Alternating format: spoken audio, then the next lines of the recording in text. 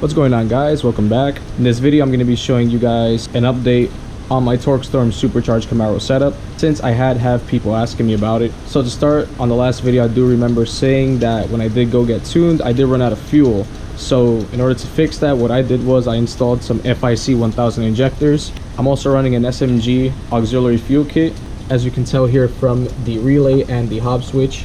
Another thing I changed was, I don't know if you guys remember from the last video, but I did say that I did have a breather hose going into the filter up top right over here.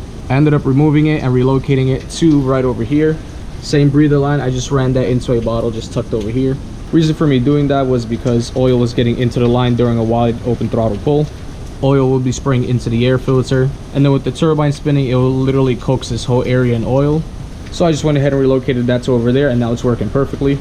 Another issue I encountered was every time I would do a pull and let off, I would always get some sort of spray of oil in this area.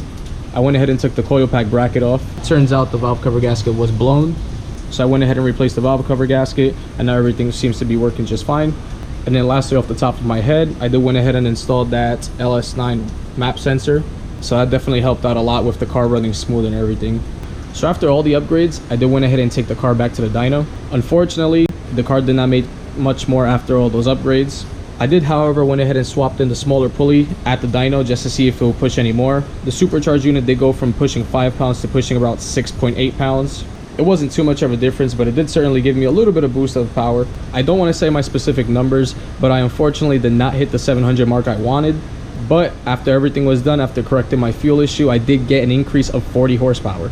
This is, after all, a pretty economical supercharged unit. Like I said in the last video, I did get it used off a buddy, so this whole car was built for under a pretty decent budget. After everything was said and done, I did went ahead and change my rear tire setup. I was running a M&H Racemaster tire, which was not working out. It was a 275/50/17, so I just went ahead and upgraded to these Hoosier full slicks, and they are working phenomenal. I do drive the car occasionally on full slicks on the street, so I will be making a video soon on how it is to drive slicks on the streets.